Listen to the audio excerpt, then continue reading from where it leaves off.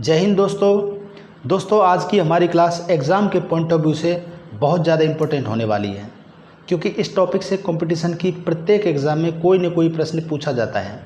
इसलिए आज की क्लास को बड़े ध्यान से देखने की आवश्यकता है। दोस्तों, हमारी पिछली क्लास में एक विद्यार्थी ने कमेंट किया कि सर ये अनुच्छेद और अनुसूचियाँ याद नहीं होती। तो दोस्तों, बरसात के समय जब घास बड़ी हो जाती है तो उसमें एक बार चलने पर घास दब जाती है और बार बार चलने पर उसमें एक रास्ता बन जाता है।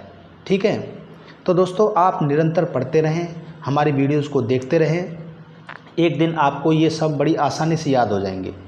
तो चलिए बिना विलंब के शुरू करते हैं आज की क्लास। दोस्तों, आज हम संविधान की विशेषताओं पर चर्चा करेंगे। दोस्तों, जैसा कि आप जानते हैं, हमारे संविधान को बनने में लगभग 2 साल 11 माह और 18 दिन का समय लगा।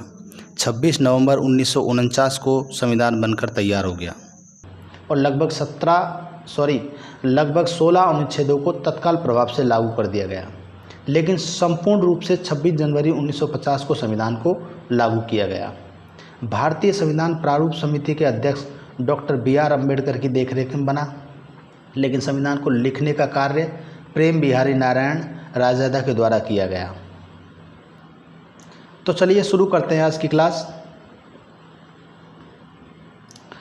भारतीय संविधान की विशेषताएं। भारतीय संविधान की पहली विशेषता है जो कि बहुत ज़्यादा इम्पोर्टेंट है। भारतीय संविधान विश्व का सबसे बड़ा और विस्तृत लिखित संविधान है। ठीक है दोस्तों, मतलब एक तो दुनिया में ब्रिटेन है जिसका संविधान लिखित नहीं है, और एक भारतीय संविधान है जिसका संविधान सबसे बड़ा भी है और विस्तृत भी है और लिखित भी है। ठीक है दोस्तों, इसकी दूसरी महत्वपूर्ण विशेषता है भारत के मूल संविधान में 395 अनुच्छेद, 22 भाग व 8 अनुसूचियाँ थीं। ठीक है दोस्तों, मूल संविधान में और वर्तमान समय में अंतर होता है कि मूल संविधान में कैसी स्थिति थी और वर्तमान में संविधान की क्या स्थिति है। ठीक है दोस्तों, तो मूल संविधान में 395 अनुच्छेद थे, 22 भाग थे और 8 अनुसूचियाँ थी, ये आपको याद रखना है। लेकिन वर्तमान में लगभग 470 अनुच्छेद हैं, 25 भाग हैं और 12 अनुसूचियाँ हैं। ठीक है दोस्तों, तो अपन अनुसूचियों के बारे में एक एक करके बात कर लेते हैं। प्रथम अनुसूची में भारत के 29 राज्य और 7 केंद्र शासित प्रदेशों के नामों का उल्लेख किया गया है।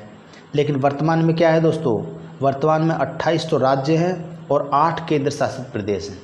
जम्मू कश्मीर धारा 370 को हटाने के बाद जम्मू कश्मीर को राज्य का दर्जा समाप्त हो गया। ठीक है दोस्तों, और उसे 2 यूनियन टेरिटरीज में बांट दिया गया, यानी 2 केंद्र शासित प्रदेशों में बांट दिया गया। 26 जनवरी 2020 से दादर नगर हवेली और दमन दीव को एक कर दिया गया है। इसलिए केंद्र शासित प्रदेशों की संख्या 9 से घटकर 8 रह गई। ठीक है दोस्तों, और राज्य 28 हो गए वापस से। ठीक है दोस्तों, यानी प्रथम अनुसूची में 28 राज्य और 8 केंद्र शासित प्रदेशों के नामों का उल्लेख है। दूसरी अनुसूची की बात करें तो भारत के विभिन्न अधिकारियों के वेतन और भत्तों के बारे में बात की गई है। तीसरी अनुसूची में भारत के विभिन्न पदाधिकारियों के शपथ का प्रावधान किया गया है, और यहाँ पे नोट मेंशन है कि राष्ट्रपति, उपराष्ट्रपति और राज्यपाल, इन तीनों की शपथ का प्रावधान अनुसूची 3 में नहीं किया गया है। ठीक है दोस्तों, इनकी शपथ का प्रावधान संविधान के अनुच्छेदों में अलग से बात की गई है। चौथी अनुसूची के बारे में बात करें तो चौथी अनुसूची में जनसंख्या के आधार पर राज्यसभा की सीटों का आवंटन किया गया है। तो सर्वाधिक सीटें राज्यसभा में कौन से राज्य की हैं?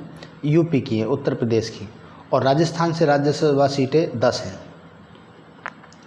पाँचवीं अनुसूची के बारे में बात करें तो पाँचवीं अनुसूची में SC ST के आधार पर राज्यों को विशेष दर्जा दिया गया है, यानी शेड्यूल्ड कास्ट और शेड्यूल्ड ट्राइब, अनुसूचित जाति और अनुसूचित जनजाति के जनसंख्या के आधार पर राज्यों को विशेष दर्जा दिया गया है। ठीक है दोस्तों, यहाँ पे छोटा सा नोट भी मेंशन किया गया है। ST SC शब्द साइमन कमीशन ने 1927 में दिया।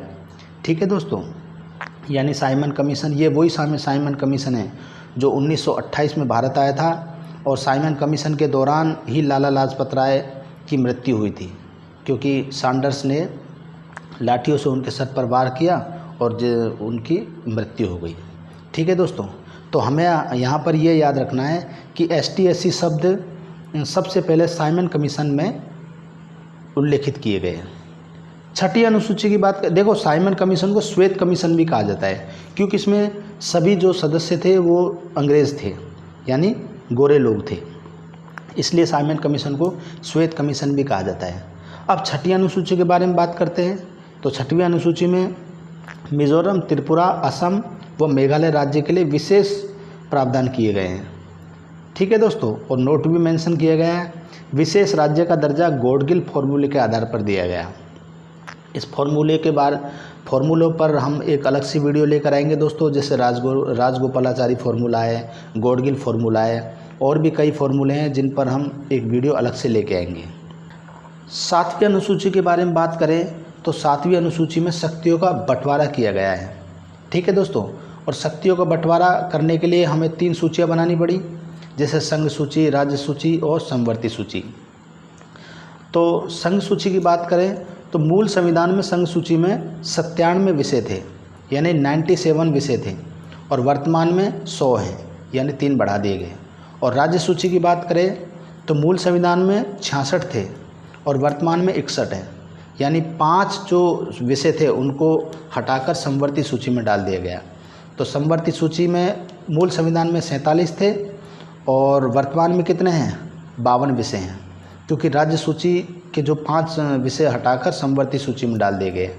अब एक बात और ध्यान रखना है यहाँ पर दोस्तों कि संघ सूची पर जो कानून बनाते हैं वो केंद्र बनाती है और राज्य सूची पर कानून राज्य बनाता है। समवर्ती सूची पर कानून दोनों ही बनाते हैं, राज्य और केंद्र दोनों ही बनाते हैं, लेकिन जब विवाद की स्थिति उत्पन्न होती है तो केंद्र का कानून मान्य होता है।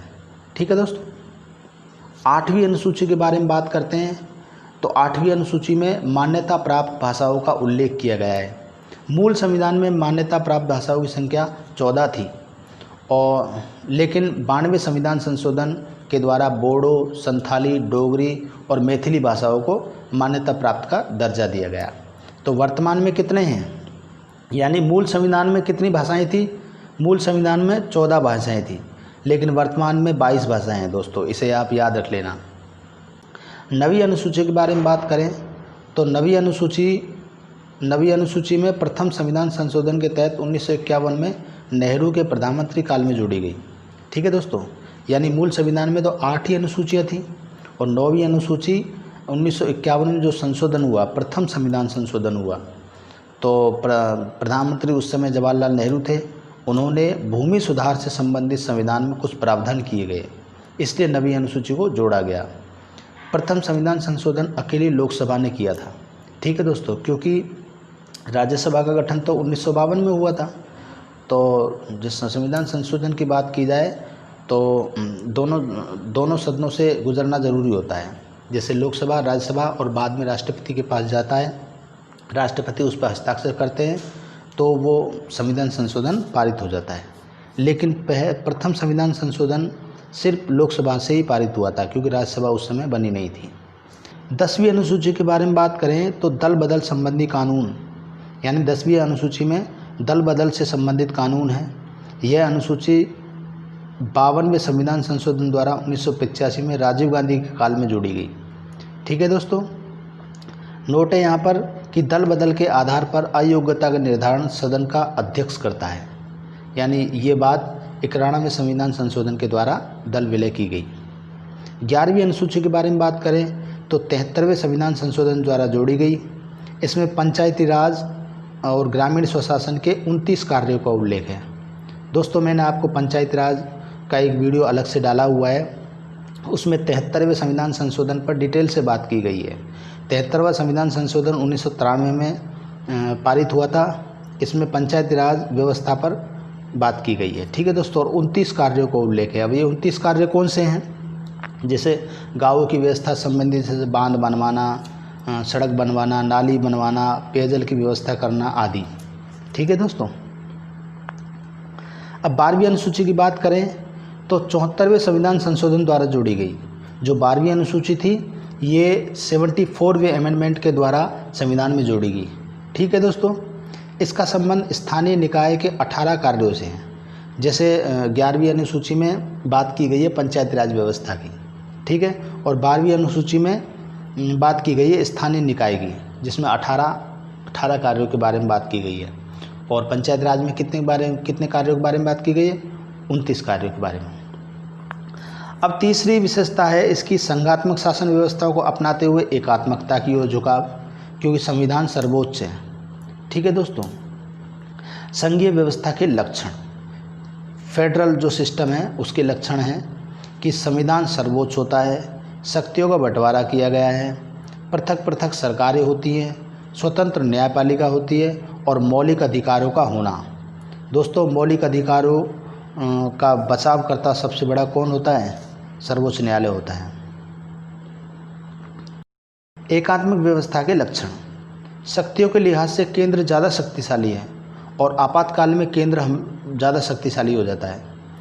राज्यपाल की नियुक्ति केंद्र के द्वारा की जाती है और अखिल भारतीय सेवाओं का सृजन भी केंद्र के द्वारा किया जाता है।